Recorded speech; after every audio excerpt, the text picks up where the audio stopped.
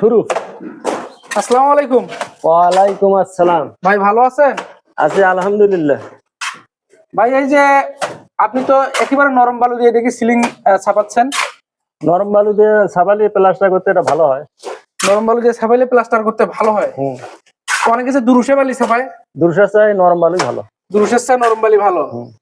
তো আসলে এই যে নরম বালি দুরুষে বালি ছাপাইলে দেখা যায় অনেক সময় যে প্লাস্টার করার পরে যখন প্লাস্টারটা শুকানোর পরে একটু চির ফাটা দেখা যায়, মানে প্লাস্টারের ফাটা ফাটা দেখা যায়।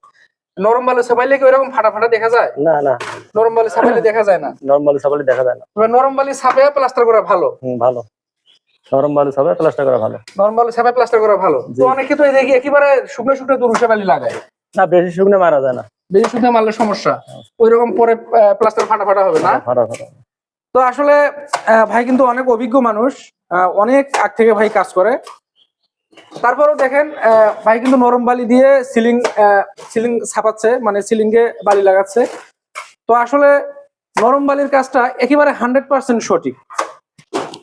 ইদানিং কিছুদিন যাবত হচ্ছে অনেকে কিন্তু দুরুষে বালি দিয়ে কাজ করে, আগে কিন্তু এরকম ছিল না। আগে সবাই নরম বালি দিয়ে কাজ করছে। আর নরম বালির কাজটা একেবারে 100% সঠিক। নরম বালি আপনারা ওয়ালে হোক এবং সিলিং এ হোক আপনারা নরম বালি লাগিয়ে প্লাস্টার করবেন, ওই কাজটা 100% সঠিক হবে। আপনার কখনোই ওয়াল চিরফাটা দেখা যাবে না।